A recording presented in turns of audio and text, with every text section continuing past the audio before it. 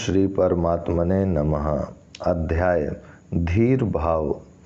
नीति निपुण पुरुष चाहे निंदा करे चाहे स्तुति, लक्ष्मी चाहे रहे या स्वेच्छापूर्वक कहीं अन्यत्र चली जाए, चाहे आज ही मृत्यु आ जाए या युगों तक जीवित बने रहें, धीर पुरुष इस सब बातों की तनिक भी परवाह न करते उन्होंने धर्म समझकर जिस काम को ग्रहण कर लिया है उससे वे कैसे भी विपत्ति पड़ने पर विचलित नहीं होते। निंदन्तु नीति निपुणा यदि वा स्तुवन्तु लक्ष्मी समाविशतु गच्छतु वा यथेच्छसम् अधेयो वा मरणमस्तु युगान्तरे वा न्यायपथतः प्रविचलितं पदम न धीरः। नियमों का बंधन सबको अखरता है। सभी प्राणी नियमों के बंधनों को परित्याग करके स्वाधीन होना चाहते हैं। इसका कारण यही है कि प्राणी मात्र की उत्पत्ति आनंद अथवा प्रेम से हुई। प्रेम में किसी प्रकार का नियम नहीं होता। प्राणी मात्र को प्रेम पीयूष की ही पिपासा है। सभी इसी परम प्रिय पेय के अभाव में अधीर होकर छटपटाते से नजर आते हैं और सभी प्रकार के बंधनों को छिन्न भिन्न करके उसके समीप तक पहुंचना चाहते हैं, किंतु बिना नियमों का पालन किए उस तक पहुंचना ही असंभव है। प्रेम के चारों ओर नियम की परीक्षा खुदी हुई है। बिना उसे पार किए हुए कोई प्रेम पीयूष तक पहुंच ही नहीं सकता। यह ठीक है कि प्रेम स्वयं नियमों से अतीत है, उसके समीप कोई नियम नहीं, किंतु साथ ही वह नियम के बिना प्राप्त भी नहीं हो सकता। एक बार किसी भी प्रकार सही प्रेम से पृथक हो गए अथवा अपने को उसमें पृथक मान ही बैठे तो बिना नियमों की सहायता के उसे फिर से प्राप्त नहीं कर सकते। प्रेम को प्राप्त करने का एकमात्र साधन नियम ही है, जो प्रेम के नाम से नियमों का उल्लंघन करके विषय लोलुपता के वशीभूत होकर अपनी इंद्रियों को उनके प्रिय भोगों से तृप्त करते हैं, वे दंभी हैं। प्रेम के नाम से इंद्रिय वासनाओं को तृप्त करना ही उनका चरम लक्ष्य है। प्रेम तो कल्पतरु है, उसकी उपासना जो मनुष्य जिस भाव से करेगा उसे उसी वस्तु की प्राप्ति होगी। जो प्रेम के नाम से अच्छे अच्छे पदार्थों को ही चाहते हैं उन्हें वे ही मिलते हैं।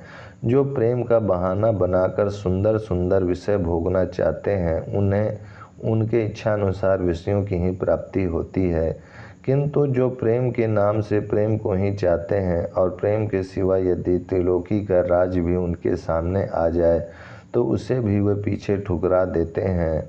बहुधा लोगों को कहते सुना है, स्वर्ग के सुखों की तो बात ही क्या, हम तो मोक्ष को भी ठुकरा देते हैं। ये सब कहने की बातें हैं।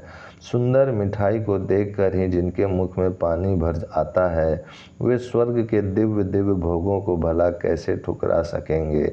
वे अज्ञ पुरुष स्वर्ग के सुखों से अनभिज्ञ हैं। जिसने चिरकाल तक नियमों का पालन नहीं किया है उसका चित्त अपने वश हो सकेगा, वो कभी प्रेमी बन सकेगा, इसका अनुमान त्रिलोक में भी नहीं किया जाता। नियमों का पालन करने में सभी को झुंझलाहट होती है, किंतु जो धीर पुरुष है, जिनके ऊपर प्रभु की कृपा है, वे तो मन को मार कर इच्छा के विरुद्ध भी नियमों का पालन करते हैं और धीरे धीरे नियमों के पालन से उनमें दृढ़ता, तत्परता, नम्रता तथा दीनता और सहनशीलता आदि सद्वृत्तियाँ आने लगती हैं। जो नियमों से झुंझलाकर उन्हें छिन्न भिन्न करना चाहते हैं उनके हृदय में पहले तो नियमों के प्रति द्वेष उत्पन्न होता है। द्वेष से उस नियम के विरुद्ध प्रचार करने की इच्छा उत्पन्न होती है। द्वेष बुद्धि से किसी के विरुद्ध प्रचार करने से क्रोध उत्पन्न होता है।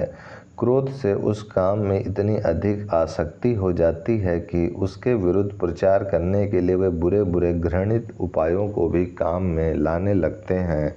उन बुरे कामों से ही उसका सर्वस्व नाश हो जाता है। महाप्रभु का कीर्तन बंद मकान में होता था। ऐसा उस समय भक्तों के ने नियम बना रखा था कि अनधिकारियों के पहुँचने से भावों में सांसारिकता का समावेश न होने पावे। लोगों के हृदयों में संकीर्तन को देखने की उत्सुकता उत्पन्न हुई। उन्हें यह नियम बहुत ही अखरने लगा। उन्हें प्रभु के इस नियम के प्रति झुंझलाहट होने लगी। जो श्रद्धावान थे वे तो अपने मन की झुंझलाहट को रोककर धैर्य के साथ प्रतीक्षा करने लगे और कीर्तन के अंत में उन्होंने नम्रतापूर्वक कीर्तन में प्रवेश करने की प्रार्थना की।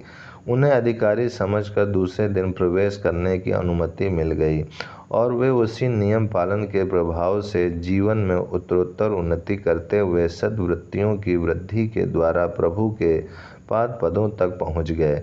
किंतु जो उस नियम के कारण अपनी झुंझलाहट को नहीं रोक सके, उन्हें संकीर्तन के प्रति द्वेष उत्पन्न हुआ। द्वेष के कारण वे वैष्णवों के शत्रु बन गए, संकीर्तन के विरुद्ध प्रचार करने लगे और संकीर्तन को नष्ट करने के लिए भांति भांति के बुरे बुरे उपाय काम में लाने लगे। उनके क्रूर कर्मों के द्वारा संकीर्तन नष्ट नहीं हुआ, प्रत्युत विरोध के कारण उसकी तो अधिकाधिक वृद्धि ही हुई। किंतु वे दुष्ट स्वभाव के मनुष्य स्वयं अधोगति के अधिकारी हुए। उन्होंने शुभ नियम के प्रति असहिष्णुता के भाव प्रदर्शित करके अपने आप को गड्ढे में गिरा दिया। इन विरोधियों के ही कारण संकीर्तन देशव्यापी बन सका। इस प्रकार इन दुष्ट पुरुषों के विरोध से भी महापुरुषों के सत्कार्यों में बहुत सी सहायता मिलती है। इसलिए सत्पुरुषों के शुभ कामों का दुष्ट प्रकृति के पुरुष कितना भी विरोध करें, वे उससे घबराते नहीं, किंतु उस विरोध के कारण और भी दूने उत्साह के साथ उस कार्य में प्रवृत्त हो जाते हैं। संकीर्तन के विरोधियों ने संकीर्तन को रोकने के लिए भांति भांति के उपाय किए, लोगों में उनके प्रति बुरे भाव उत्पन्न किए, लोगों को संकीर्तन के विरुद्ध उभाड़ा, उसकी अनेकों प्रकार से निंदा की, किंतु वे सभी कामों में असफल ही रहे। इस प्रकार महाप्रभु अपने प्रेमी भक्तों के सहित श्री कृष्ण संकीर्तन में सदा संलग्न रहने लगे। किंतु कुछ बहिर्मुख वृत्ति वाले पुरुष संकीर्तन के विरोधी बन गए। रात्रि भर संकीर्तन होता था। भक्तगण जोर जोर से हरि बोल की ध्वनि करते। आसपास के लोगों के निद्रा सुख में विघ्न पड़ता, इसलिए वे भांति भांति के कीर्तन के विरुद्ध भाव फैलाने लगे। कोई कहता ये सब लोग पागल हो गए हैं, तभी तो रात्रि भर चिल्लाते रहते हैं। क्या बतावें, इनके कारण तो सोना भी हराम हो गया है। कोई कहता सब एक से ही इकट्ठे हो गए हैं। ज्ञान योग तप जप में तो बुद्धि की आवश्यकता होती है, परिश्रम करना पड़ता है, इसमें कुछ करना धरना तो पड़ता ही नहीं, चिल्लाना ही है। सो सभी तरह के लोग मिलकर चिल्लाते रहते हैं। कोई बीच में ही कह उठता, अजी हत्या की जड़ तो यह श्रीवासिया बामन ही है। भीख के रोट लग गए हैं, मांग कर खाते हैं, मस्ती आ गई है, 4 पैसे पास में हो गए हैं, उन्हीं की गर्मी के कारण रात्रि भर चिल्लाता रहता है और भी 10-20 बेकार लोगों को इकट्ठा कर लिया है। इसके पीछे हम सभी लोगों का नाश होगा। इतने में ही एक कहने लगा, मैंने आज ही सुना है राजा की तरफ से 2 नावें सभी कीर्तन करने वालों को बांध कर ले जाने के लिए आ रही हैं। साथ में एक फौज भी आवेगी जो श्रीवास के घर को तोड़ फोड़ कर गंगा जी में बहा देगी और सभी कीर्तन करने वालों को पकड़ ले जाएगी। इस बात से भयभीत होकर कुछ लोग कहने लगे, भाई इसमें हमारा तो कुछ दोष है ही नहीं, हम तो साफ कह देंगे कि हम कीर्तन में जाते ही नहीं। अमुक अमुक लोग किवाड़ बंद करके भीतर न जाने क्या क्या किया करते हैं। कुछ लोगों ने सम्मति दी, जब तक फौज ना आने पावे उससे पहले ही काजी से जाकर कीर्तन की शिकायत कर आवें और उससे जतावें कि इस वेद विरुद्ध अशास्त्रीय कार्य में हमारी बिल्कुल सम्मति नहीं है। ना जाने ये स्त्रियों के साथ लेकर क्या क्या कर्म करते रहते हैं। मालूम पड़ता है ये लोग वाम मार्ग की पद्धति से पंचमकारों के साथ उपासना करते हैं।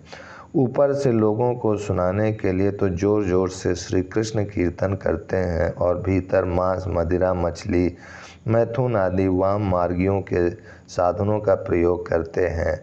इससे यही ठीक होगा कि पहले से ही काजी को जता दें। यह बात लोगों को पसंद आई और कुछ लोगों ने जाकर नौद्वीप के काजी के सामने संकीर्तन की शिकायत की। सब बातें सुनकर काजी ने कह दिया, आप लोग किसी बात की चिंता ना करें, हम कीर्तन को बंद करा देंगे। इस उत्तर को सुनकर शिकायत करने वाले प्रसन्नतापूर्वक अपने अपने स्थानों को लौट आए। अब तो बाजार में संकीर्तन के संबंध में भांति भांति की अफवाहें उड़ने लगीं। कोई कहता इनके ज़ोर ज़ोर से चिल्लाने से भगवान भी नाराज हो जाएंगे और इनके परिणाम स्वरूप संपूर्ण देश में दुर्भिक्ष पड़ने लगेगा।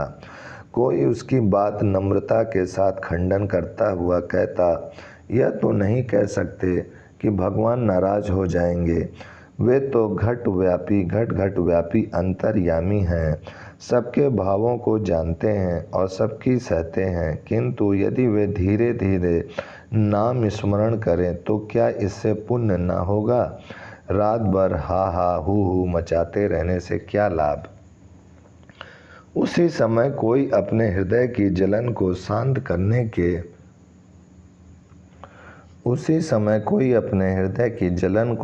करने के भाव से द्वेष बुद्धि से कहता, अब दो ही 4 दिनों में इन्हें अपनी भक्ति और संकीर्तन का मजा मिल जाएगा, श्रीवास की खैर नहीं। इन सभी बातों को श्रीवास पंडित भी सुनते। रोज रोज सुनने से उनके मन में भी कुछ भय उत्पन्न होने लगा। वे सोचने लगे, गौड़ देश का राजा हिंदू तो है नहीं, हिंदू धर्म का विरोधी यवन है। यदि वह ऐसा करे तो कोई आश्चर्य नहीं। फिर हमारे बहुत से हिंदू भाई ही तो संकीर्तन के विरुद्ध काजी के पास जाकर शिकायत कर आए हैं। ऐसी स्थिति में बहुत संभव है हम सब लोगों को भांति भांति के कष्ट दिए जाएं। लोगों के मुख से ऐसी बातें सुनकर कुछ भोले भक्त तो बहुत ही अधिक डर गए। वे श्रीवास पंडित के पास आकर सलाह करने लगे कि अब क्या करना चाहिए।